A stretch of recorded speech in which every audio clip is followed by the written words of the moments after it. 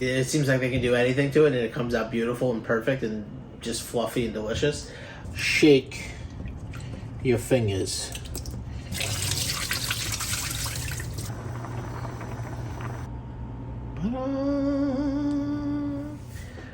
What's up, guys? Chef Dave back with another cooking video.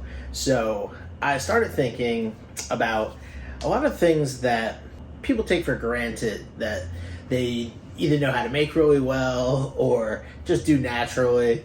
For me, rice was always a hard thing to make. The rice, growing up in the Portuguese household, the rice that we make in Portugal it's almost like, I always jokingly call it like a poor man's risotto, because it's aguado, it's watery. It has extra liquid in it. It's kind of, loose, it's like a risotto that hasn't been binded. And that's just a style that they use there. I just didn't learn how to make rice as a young person. And even all through college and in the early part of my career, rice was like really a thorn in my side. I started to dedicate a lot of time to cooking rice and learning how to do it well. I think it's going to be good for people to see stuff like this and to learn how to make rice well, because a lot of people just have a lot of trouble with it like I did. So the first thing we're going to tackle is jasmine rice. One of my favorites, the rice that probably eat the most. We're talking jasmine rice, okay? Boom, jasmine rice. Beautiful, aromatic. I love the smell of jasmine rice. It's just floral, I think is the best description. It's just smells of flowers. This is just a rice that I make the most. I think it's the most versatile. A couple things that help with making rice. So, one, consistent amount of rice. I made the same amount of rice every single time. This way, there is a consistency.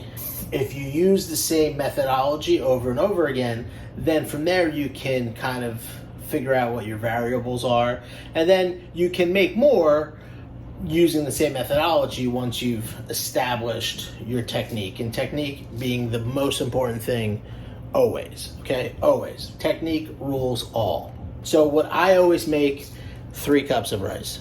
That's standard, 3 cups of rice. If there's extra, no problem, throw it in the fridge. The other standard is a heavy bottom. This is a Le Creuset, heavy bottom. This is a 2-quart sauce pot. But it's a 2-quart with a nice, tight, snug lid. Super important. The amount of water you will need for jasmine rice, 1 1/3 of water to rice, okay? In this case, we have 3 cups of rice, and we're gonna use 4 cups of water, okay?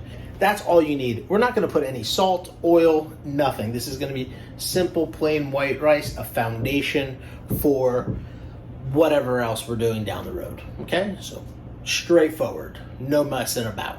All right, so now the first thing we're gonna do is wash our rice. Now I like to do it just right in the pan. So you need the pan, you need just some sort of strainer just to hold back the rice. So it's important that we wash this rice. Make sure it's cold water, that's why I started off to the side. You want to remove the excess starch from the outside of the rice. The rice has enough starch in it to do its thing, so you don't need any extra, okay? And then if you don't remove that starch, it will kind of make it one clumpy, gross mess, okay? So I'm gonna measure my water that I need to cook my rice. It's 4 cups. This is a quart, which is 4 cups. Set that to the side. Okay, you're not measuring the water afterwards. You're doing it beforehand, okay? So fill your pot with water, and then with your hands, very gently, shake your fingers. Get that, see how cloudy that becomes? So we want most of the cloudiness to go away. And this usually takes about 3 to 4 washes. So now we take it, just in case any of the rice comes out. You want to get as much of that water out as possible, okay? Refill it. After a while, you'll start to feel when the rice is ready. The rice will start to, because it washes the outside starch off, it'll almost start to like ting a little bit, almost sound like little pebbles. I don't know, that's the best way I can describe it. After the starch is gone and ready, that's when you really start to feel the individual grains. It's really interesting. Strain it off. Obviously, very important that you get all that water out, because if you don't, you're just leaving the starch behind. Third time, but you can see it's actually starting to get clearer already. But we're gonna wash it a fourth time just for safety's sake. Now you want to be gentle, you don't want to break the grains, right? Now I'm gonna let the water run just a little bit, just to make sure that we get fresh water without wasting too much. Okay, you got almost clear water here.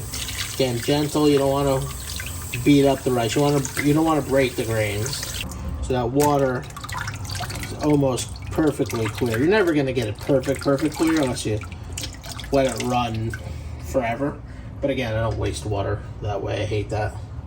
But this is way clear enough. Way clear enough. Now, to keep your measurements right, you want to make sure you remove all the extra water out. So you're going to hold it there till it stops. Okay. All the rice back in the pot. Now you have your perfectly clean, ready rice. So let's go to the stove. I like the bigger burner to add more heat to bring it to an aggressive simmer, or boil, I should say. And then we cover it and drop it back, okay? So let's add our water. There's an old, I guess my roommate's Filipino. They say there's an old Filipino trick where basically when you hit the top of the rice, it's that much above the thing. And it ends up being exactly that, which is really funny. Bring this to a simmer over high heat. You want it to come to actually a full boil. Over high heat, and once it simmers, we're going to drop it back. This is important. You do not want to take this off this high heat until it comes to a full boil. Super important. If you cover it and take it to low heat before this, it will not cook properly. Can't emphasize this enough, okay?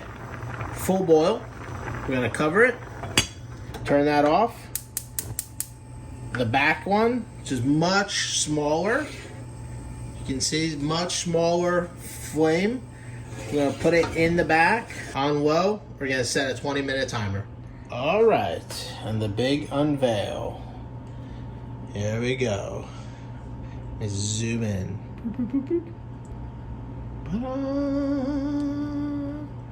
Beautiful, beautiful rice. Look at that. That is fluffy and fantastic. And that is exactly what you want. Look at that. Beautiful. Beautiful, beautiful. The grains are separate.